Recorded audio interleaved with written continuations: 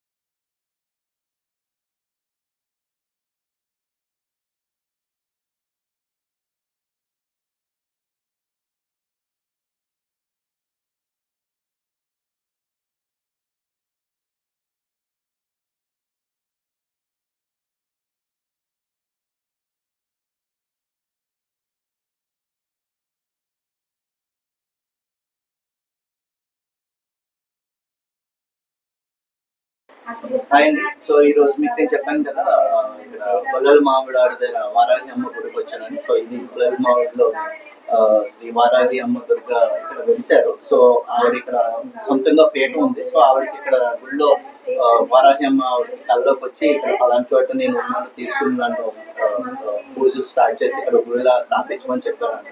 So ఇక్కడ తీసుకొచ్చి వీళ్ళ ఒక ఎక్కడ వచ్చింది మీకు పొలాల్లోని అక్కడ అమ్మవారు అక్కడ ఉన్నారని కల్లో చెప్తుంటారు. సో వీళ్ళందరూ వాళ్ళు అక్కడికి వెళ్ళి జరిగింది. సో వాళ్ళు తీసుకొచ్చి ఇక్కడ గురుగారిని పెట్టి ఇక్కడ వారాహి అమ్మవారిని స్థాపించారు. సో ఇక్కడ ఎప్పుడైతే శుక్రవారం మంగళవారం ఇక్కడ ఎక్కువ భక్తులు వస్తుంటారు. సో ఈ రోజు శనివారం పెద్దగా లేదు, బట్ శుక్రవారం మంగళవారం అన్నదానం కూడా జరుగుతుంది. అన్నదానం కూడా జరుగుతుంటది. సో సో మీరు చెప్పండి, ఇది ఎలా వచ్చింది ఏంటో ఒకసారి, అమ్మవారి యొక్క విశిష్ట ఏంటో మీరు చెప్పండి ఒకసారి. శ్రీ వారాహి మాత్రే నమః. మాది పెదపూడి మండలం గొల్లల మామిడాడు గ్రామం అండి. మాది అప్పుడే 2 సంవత్సరాల నుంచి ఈ అమ్మవారి పీఠం పెట్టుకుని చెప్తాం ప్రారంభించామండి. అయితేనే మేము ప్రతి నెలలో వచ్చే 2 పంచమి అభిషేకాలకి అభిషేకాలు చేస్తూ ఉంటామండి. ఒకసారి అమ్మవారు అభిషేకం చేస్తుండగా అమ్మవారు వచ్చి ఇలాగ మమ్మల్ని కాకేసారండి. కాకేసి ఏటమ్మా చెప్పంటే ఇలాగ పలానా దుక్కులు నేను స్వయంభూగా వెలిస్తే మీరు వెళ్ళి తెచ్చుకుని మమ్మల్ని పెట్టండి, నాకు ఒక చిన్న గుడి కట్టొద్దు, చిన్న నీళ్ళ లాంటిది ఏమైనా ఏర్పాటు చేయండి, ఎండక వనక తడకుండానే అని చెప్పేసి అమ్మవారు చెప్పారు. అమ్మాయి ఇంత పెద్ద మామిడాళ్ళలో మరి ఇన్ని పొలాల్లో ఎక్కడైతే ఎదగలమని అంటే నన్ను తలుసుకుని నేను చెప్పే ఏరియాలో ఎతకండి, మీరు అక్కడ నేను దర్శనం ఇస్తానని చెప్పారు. చెప్పడంతో నాతో పాటు ఇంకొక 2 భక్తుల్ని కాకేసి చెప్పడం జరిగింది. చెప్తే ఆ ముగ్గురు పశువు బట్టలతోటి ఎతకడం ఫాస్టింగ్లో ఎతకడం మొదలుపెట్టాం. పలానా అయ్యప్ప స్వామి గుడి దగ్గర నుంచి కింద పొలాల నుంచి ఎతకమని చెప్పారు అమ్మవారు.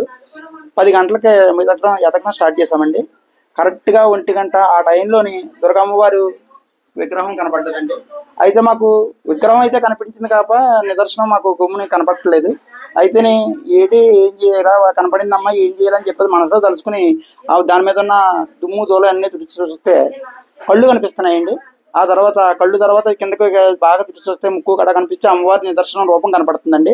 అప్పుడు కూడా మాకు కన్క్లూజన్గా ఉండి ఇంటికి వచ్చి అమ్మని పీట మీద కూర్చోబెట్టి, అమ్మ మరి ఇలాగ మాకు ఒక విగ్రహం కనిపించింది, మరి అది మాకు పూర్తిగా స్పష్టత లేదంటే అయితేనే మళ్ళీ వెతకండి, అది నిదర్శనం అవుతుంది, ఇంకోటి కూడా దొరుకుతుంది, అది నిదర్శనం కాదు, మళ్ళీ ఆ తర్వాత ఇంకా వెతకండి, అది ఇంకోటి దొరుకుతుంది, అది నిదర్శనం అవుతుంది అని చెప్పారండి. అయితే మళ్ళీ వెళ్ళి మళ్ళీ ఎతకడం స్టార్ట్ చేసామండి. స్టార్ట్ చేస్తే కరెక్ట్గా 2:30 ఆ టైం ప్రాంతంలో ఇంకొక విగ్రహం దొరకడం జరిగింది. అయితే దాని మీద ఎలాంటి గుర్తులు కానీ కళ్ళు రూపం కానీ ఏం కనపట్లేదు. ఇంటికి వచ్చేసామండి. ఇంటికి వచ్చేసిన తర్వాత ఇంకా 2-3 అయిపోయిందని భోజనం చేసి మళ్ళీ వెళ్ళి నిదర్శనం స్టార్ట్ చేసామండి. కరెక్ట్గా 5:30 ఆ టైంకి వారాహి అమ్మవారు రూపం స్పష్టంగా కనపరచడం మాకు నిదర్శనం ఇచ్చారండి. నిదర్శనం ఇస్తే అక్కడ అమ్మవారిని తీసుకెళ్ళి కూర్చోబెడితే ఇది దుర్గమ్మవారు అని చెప్పేసి మాకు నిదర్శనం ఇచ్చారు. అప్పుడు తెలంగాణ వారంగా కాకేస్తే ఇలాగా ఇక్కడ ఇలాగా ఉండబండి ఒక రోజు అని చెప్తే వద్దండి తీసుకెళ్ళిపోండి అన్నారు. తీసుకొచ్చేసిన తర్వాత అమ్మని ఇక్కడ ప్రతిష్ఠించేసామండి. గొప్ప నవరాత్రుల్లోని ఇది జరగకముందే ఒక 15 రోజుల ముందు పవన్ కళ్యాణ్ గారు గురువు గారు ఇక్కడికి రావడం జరిగింది. అనుకోకుండానే వచ్చారు. అనుకోకుండానే ఒక విఐపిని తీసుకుని వచ్చారు. ప్రతిష్ట చూసి ఇవన్నీ చూసి అయితే ఆయన ఎవరో మాకు తెలియదు. ఆయన వచ్చారు ఎవరో విఐపిని తీసుకుని. మామూలుగా అయితే రికమెండేషన్ జరగవండి. ఓన్లీ రాయించుకున్న వాళ్ళకే, ఎవరైనా సరే డబ్బున్న వాళ్ళని లేనున్న రాయించుకున్న వాళ్ళకే ఫస్ట్ ప్రాధాన్యత అండి. ముందు వాళ్ళే చెప్పి వాళ్ళే కాకేస్తామండి. కాకపోతే వాళ్ళు కొంచెం వచ్చామండి, అక్కడి నుంచి దూరం నుంచి వచ్చామని చెప్తే అందరూ అయిపోయిన తర్వాత లోపల పంపడం జరిగిందండి. జరిగితే అమ్మవారు వాళ్ళకి చెప్పిన తర్వాత ఆయనకి పంతులు గారు బాగా గురి కుదిరి ఆయన మీరు నీ వల్ల ఒక మంచి కార్యం జరగాల్సి ఉంది, నువ్వు ఎప్పుడు వస్తావు మళ్ళీ అంటే నేను మళ్ళీ మంగళవారం వస్తామమ్మా అన్నారు. ఆయన అలా కాదు, మంగళవారం కాదు, ఇంకా ముందే వచ్చే టైం ఉంది నీకు అని చెప్పేసి అమ్మవారు ఆయనకి చెప్పడంతో మళ్ళీ రామన్నారు ఏంటని చెప్పేసి ఆయన సందిగ్ధంలో ఉన్నా కానీ అనుకుని వెళ్ళిపోయారండి ఆయన. ఈ లోపల మాకు పంచమి వచ్చిందండి. రామగారు ఇలా చెప్పగానే ఇలా విగ్రహాలు దొరకగానే అప్పుడు ఇలాగా విగ్రహాలు దొరికినాయని గురువు గారికి ఫోన్ చేస్తే మీరేం కంగారు పడకండి నేను వచ్చేస్తాను అని చెప్పేసి ఉన్న పలంగా ఆయన నైట్ 8 అయిందండి. మాకు విగ్రహాలన్నీ దొరికి ఎన్ని చేతులకు ఆయన ఫోన్ చేసి ఏం చేయాలండి గురువు గారు అని అడిగితే మీరేం కంగారు పడకండి నేను వచ్చేస్తున్నాను అని చెప్పేసి ఆయన అప్పటి నుంచి ఉన్న పలంగా కారు మీద వచ్చేసారండి. వచ్చేసేసి ఏం చేయాలంటే ఇలాగ అమ్మవారిని అక్కడి నుంచి తీసుకెళ్ళిపోదామండి అని చెప్పేసి ఒక పూజలో చేయాలని చెప్పేసి ఒక సామాన్లు రాశారా ఇది తెచ్చేసుకున్న తర్వాత అక్కడి నుంచి చీరల మీద అమ్మవారిని మా ఇంటికి తీసుకొచ్చేయడం జరిగిందండి. జరిగిన తర్వాత ఇలాగ వారాహి నవరాత్రులు గుప్త నవరాత్రులు చేయాలి, స్టార్ట్ చేయాలి, ఇక్కడ ప్రభావితం చేయాలని చెప్పేసి అంటే అమ్మ మరి అంత నవరాత్రులు మేము ఎలా చేయగలమంటే మీరు స్టార్ట్ చేయండి, మీరు ఎదురుకేయండి, నేను చేయించుకుంటాను, అలా చేయించుకుంటాను, మీరే చూస్తారా, మీ దగ్గర ఉన్నా లేకపోయినా నేను చేయించుకుంటాను, రావాల్సింది వస్తుంది, చేయవలసింది చెబుతాను. అమ్మవారే నిదర్శనం చూపించారండి. అలాగే అమ్మవారి మీద భారం వేసి మేము నవరాత్రులు చేయడం స్టార్ట్ చేసామండి. అలాగే ప్రతి రోజు కూడా ఒక విశిష్టతగా అమ్మవారు అభిషేకం ప్రతిరోజు తెల్లవారుగంటలు 2 గంటలు లేచి అభిషేకం మాలలు వేసుకుని అభిషేకం చేయడం మొదలు పెట్టామండి. అలా అభిషేకంలో ఒక రోజు అయితే పంచమి రోజు పరమశివుడు గారి రూపం కనిపించిందండి అభిషేకంలోని. ఆ తర్వాత మళ్ళీ స్వయంభూ మన శరభేశ్వర స్వామి అదే వీరభద్ర స్వామి కూడా దర్శనం ఇచ్చారండి. ఆ తర్వాత మళ్ళీ సుబ్రహ్మణ్య స్వామి కూడా ఇంకో అభిషేకంలో ఆయన కూడా దర్శనం ఇచ్చారండి. ఆ తర్వాత మేము ఇక్కడ మా కళ్యాణ మండపం తీసుకు అక్కడ విగ్రహాన్ని ప్రతిష్ఠించడం జరిగిందండి. 9 రోజులు నవరాత్రుల కోసం అక్కడ కుంకుమ పూజలని, యాగమని, యజ్ఞమని ఇవన్నీ చేసామండి. ప్రతిరోజు ఏమేం చేయాలో అమ్మవారు ముందు మాకు వచ్చి ఈ రోజు అది చేయండి, ఫలానా రోజు అలా చేయండి అని చెప్పేవారండి. అమ్మవారి మాట ప్రకారం పంతులు గారు గురువు గారు మమ్మల్ని తీసుకెళ్లేవారు. మేము అలాగే తోడుగా ఆయన ఏం చేయమంటే అది మేము ఎదురుకెళ్ళడం జరిగిందండి. అలాగే యాగం చేసామండి. యాగంలో కూడా అమ్మవారి రూపం రావడం జరిగింది. కుంకుమ పూజ చేసామండి. కుంకుమ పూజ చేస్తే 300 మంది భక్తులు వచ్చి కుంకుమ పూజ చేస్తే ఆ కుంకుమ పూజలో నిదర్శనంగా అమ్మవారి రూపం వచ్చిందండి. ఆ అమ్మవారి రూపం వచ్చింది, అది ఇన్స్టాలో కూడా పెట్టడం జరిగింది. ఆ తర్వాత పశు కుంకుమ పూజ కూడా చేసామండి. అందులో కూడా అమ్మవారి నిదర్శనం వచ్చిందండి. మా భవనీలు అందరూ రోజు అభిషేకం చేసేవాళ్ళు అండి. అలాగే ఏదో రూపంలో అమ్మవారు ఈ నిదర్శనం ఇచ్చేవారండి. త్రిశక్తి రూపంలోనన్నా, సుబ్రహ్మణ్య స్వామి ఒక రోజన్నా, మళ్ళీ ఈశ్వరుడు రూపమన్నా ఏదో రూపంలో మాకు రోజు నిదర్శనం ఇచ్చేవారు. అమ్మవారు పూజ అయిపోయినట్టు అమ్మవారు వచ్చేవారు, మమ్మల్ని ఆశీర్వదించేవారు, బొట్టు పెట్టేసి పంపేవారు.